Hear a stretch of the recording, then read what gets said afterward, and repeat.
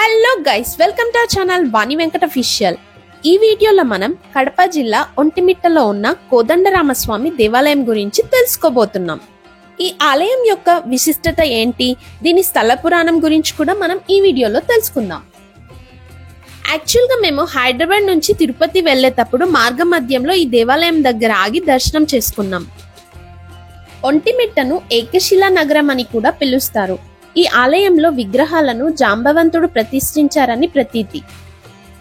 పురాణాల ప్రకారం రామలక్ష్మణులు చిన్నపిల్లలుగా ఉన్నప్పుడు విశ్వామిత్రుడు వాళ్ళని యాగరక్షణకు తీసుకెళ్లాడని మనకు తెలుసు. సీతారామ కళ్యాణం జరిగాక కూడా అలాంటి సందర్భమే మళ్ళీ ఏర్పడింది. మృగండ మహర్షి, శృంగి మహర్షి నిర్వహించిన యాగాలకు రాక్షసుల వలన ఆటంకం ఏర్పడింది.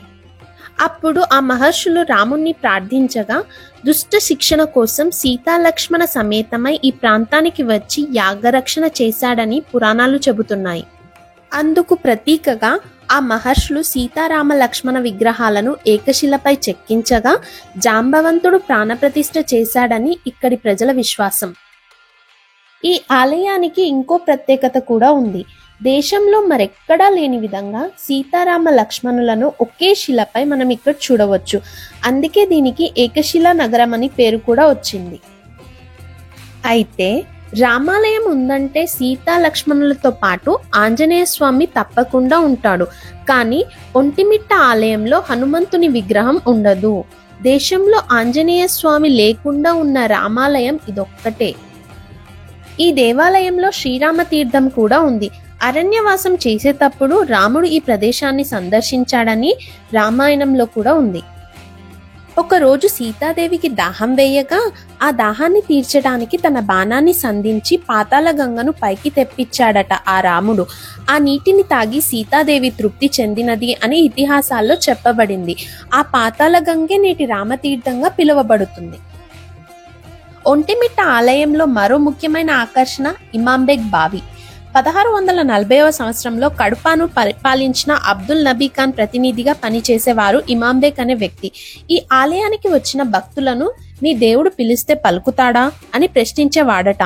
దానికి భక్తులు భక్తి భావంతో చిత్తశుద్ధితో పిలిస్తే ఆ రాముడు ఖచ్చితంగా పలుకుతాడని సమాధానం ఇవ్వగా ఇమాంబేగ్ 3 సార్లు రాముణ్ణి పిలిచాడట. ఆయన పిలుపునకు బదులుగా 3 సార్లు ఓ అని సమాధానం వచ్చిందట. దానికి ఆయన ఆశ్చర్యచకితుడయి ఆ రోజు నుంచి రాముని పరమభక్తునిగా మారిపోయాడట. ఆ తరువాత స్వామివారి కైంకర్యాల కోసం అక్కడ బావిని కూడా త్రవ్వించాడట.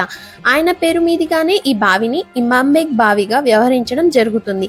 ఈ కారణంగా ఎందరో ముస్లింలు కూడా ఈ ఆలయాన్ని దర్శించుకోవడం ఇక్కడి విశేషం.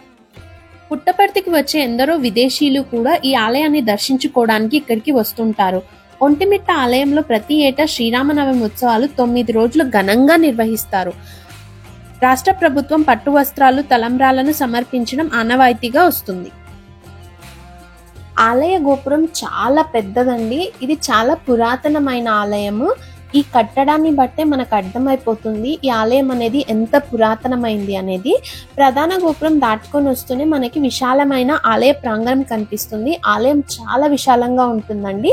మనము మెయిన్ ఆలయంలోకి వెళ్ళడానికి ఇదే అండి మార్గము. ఆ స్టెప్స్ గుండా మనం లోపలికి ఎంటర్ అవ్వాలి. ఇక్కడ లోపలికి ఎంటర్ అవుతూనే మనకి ఒక పెద్ద మండపం ఉంటుందండి. ఆ మండపంలో శిల్పకళా సంపద చాలా అద్భుతంగా ఉందండి. కన్నుల విందుగా ఉంది. ఆ ప్రాంగణం కూడా అంటే అక్కడ కూర్చొని ఆ దేవుణ్ణి, ఆ రాముణ్ణి స్మరించుకుంటే మనకి ఎంత పీస్ లభిస్తుంది అంటే అంత బాగుందండి. దేవాలయం చాలా అద్భుతంగా ఉంది అండి. అంటే హనుమంతుడు లేని రామాలయం మనం ఎక్కడ చూసిండము. ఇది ఒక్కటే అండి దేశంలో మొత్తం మీద ఉన్న టెంపుల్ హనుమంతుడు లేని రామాలయము.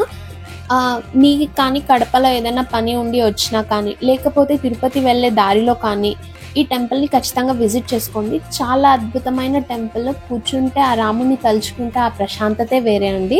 మీకు కానీ మా వీడియో నచ్చినట్టయితే please do subscribe to our channel, like and comment your opinion. Thank you. Bye.